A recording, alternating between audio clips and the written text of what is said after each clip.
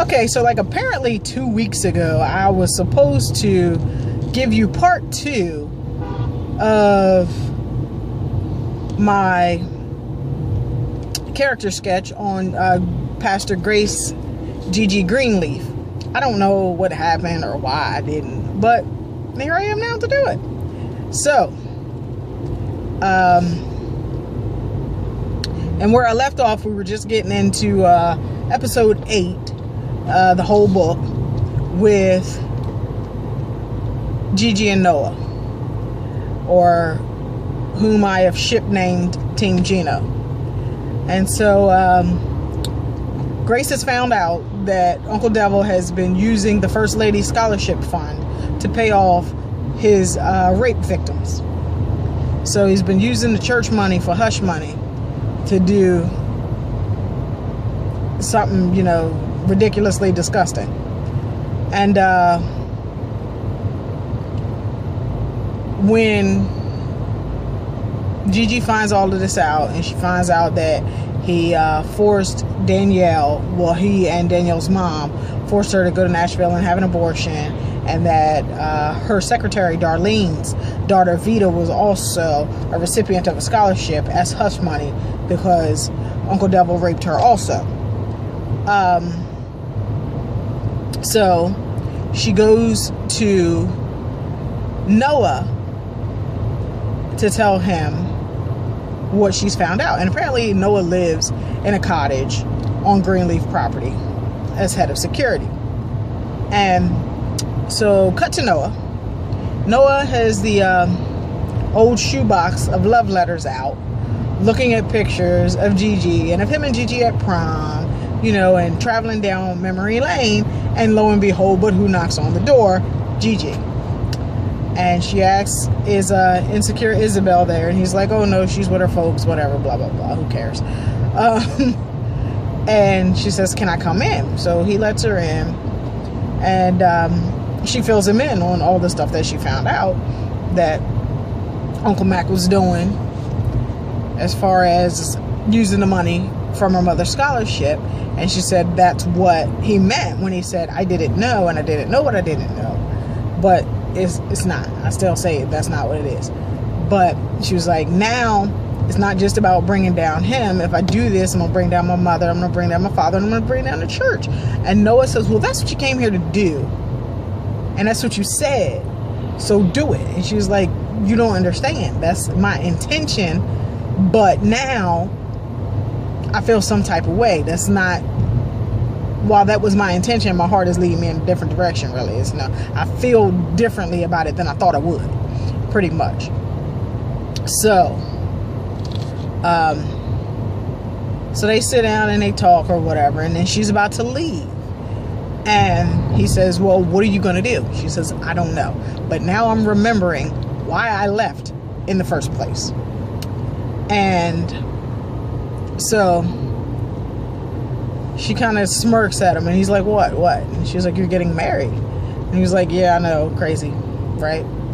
And she like starts to say something, and she stops herself, and he's like, go ahead. And she's like, no, it's nothing. And he says, no, go ahead, because we'll probably never get to talk like this again, which is true, because I mean, you don't get to hang out with your ex-girlfriend after you get married, for sure. So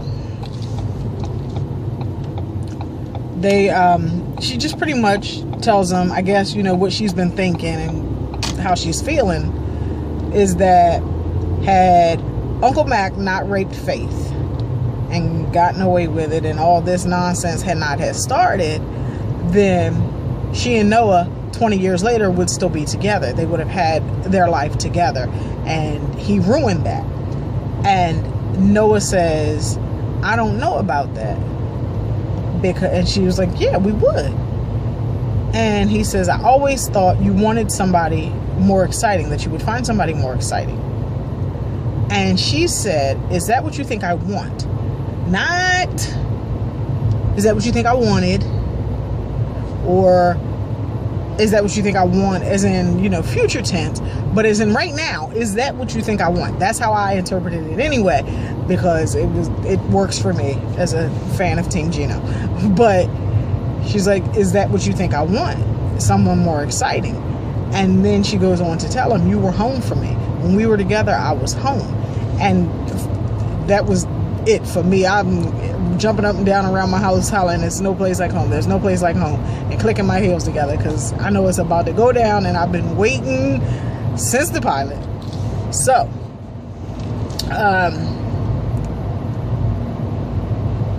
after she says that, you know, you get that look and the soft sensual music and blah blah yada yada yada, and she leans in to kiss him, he leans in to kiss her, they kiss. It was one of them long, it wasn't like a smooch or a peck, it was one of them long, intense, I have missed you type of kisses. And then she breaks it off and apologizes because, okay, yes, he is involved with Isabel, and he says, don't apologize, which means I don't mind.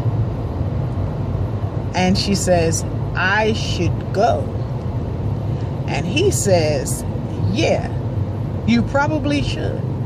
Don't say go. Don't say, yeah, leave. You know, this was inappropriate. He already told her he don't mind her kissing. And then he's like, yeah, you probably should go.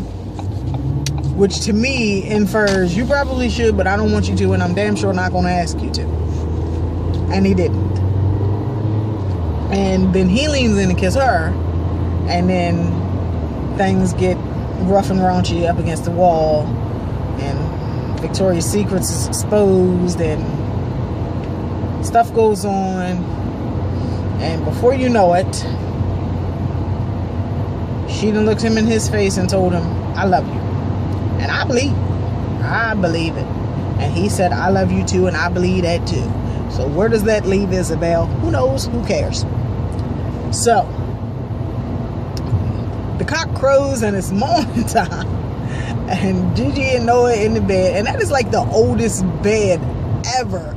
I'm like, that is like one step up from slavery. Who on earth gave Noah that bed? I don't know who's in charge of design of his room, but I'm like, I saw the behind the scenes on Gigi's room, and that damn room is awesome. Now, I understand that Gigi is a Greenleaf and she lives in Greenleaf Manor. I get it. I understand that Noah is the help, and that the help lives in the little cottage down the walkway. All right. But the thing is, with all of that being said, that old ass bed, I don't even think they make them no more. Where y'all get that bed from? Thrift shop? Anyway. So Gigi's still there the next morning. So she has slept over. So they have slept together in every sense of the word. I don't know if they did before. I kind of don't think they did, but they definitely know each other in the biblical sense now. And so Gigi wakes up, and after, you know, she is aware of her surroundings and notices she's not in her own bed, she's like, shit, what did I do? That is the look on her face. So she gets up and creeps out, but Noah's awake. He just doesn't let her know that he's awake. Gets up and creeps out. And I'm just like, is that it? Is that all we're going to get? I mean, is it going to be this one thing of back down memory lane and it's not going to work? Or, you know, can they try? I want them to try. I don't think it's fair that Uncle Mac is the reason they're not together. So I think that they deserve a do-over. They deserve a second chance at happiness together. Which is why I need for Isabel to go away. Far away. Don't call, don't text, don't write. Go away. Don't visit. Don't come back. So, I think that Gigi is really in love with Noah. I think that she still loves Noah. I think that because of her love for Noah and this undying thing that will not go away, where he is concerned, she never married Sophia's dad. Because you can't give your heart to someone else when you've not gotten it back from the person you gave it to before. And I don't think that she has. And the way that they described it, which I loved,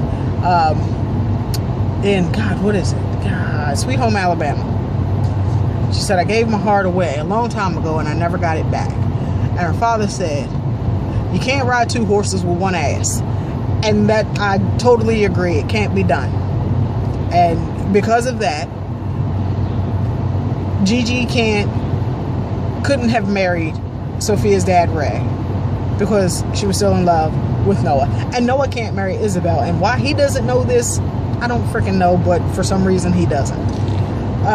So then Gigi goes on home, creeps in, gets caught. Lady Mae sitting at the steps, or sitting in the living room waiting on her to come in. And she tried that tiptoe and it ain't work because she was waiting on your ass. And she's like, Ma, I really don't want to do this with you right now, because she's telling her that she's worried about Jacob, and Jacob's having problems because she came home. That's not fair. Jacob had problems before Gigi came home, because Jacob was screwing Alexa long before then and buying sermons off the internet long before Gigi came home. He has problems that have nothing to do with her. But for some reason, Lady Mae doesn't see that. And I think that where Lady Mae is concerned, I honestly think that Gigi tries. She does, but Lady Mae is so hard. It's like, what can I do, Mom? What else can I do for you not to look at me like you hate me? For you not to say the most hurtful things to me every opportunity that you get? And so far, we have not figured that out yet. So maybe this week, who knows? I doubt it, but, you know, we'll see. And I was like, you know, so it's always a good thing that she had Aunt Mavis, even though she didn't really have Aunt Mavis until her teenage years. She had Aunt Mavis, and she had her dad, and then she had Sophia, and she always had Noah. And she had Noah, and Noah was home. And I want her to have all that stuff back. So I just think that she's a genuine character. She's flawed because she's human, but I think she truly has a heart for God because she was called. And she walked in that call, and I think that the human side of life made her doubt the spiritual side of life. And I think that this is, you know, like a coming home. Like in the Time to Heal episode, where she goes up to the altar and rededicates herself. And the emotion that you see on her face is just like, you know, she was missing all of the things that the spiritual walk had been for her. When you eliminate the human side of people, she was missing the spirituality of her faith, of Christianity. And so going back and rededicating her life and actually working in the church again is bringing that back. But as we all know, even in the spiritual realm, you still have humans. You're still human, and you have humans. You have to deal with you. You have to deal with other humans. And sometimes the flesh is overwhelming, and it can get you in trouble. So that's where I am right now on my character sketch with Gigi. I think she's just a genuine person. I think she's a beautiful spirit, and that she is after God's own heart, but she's not perfect.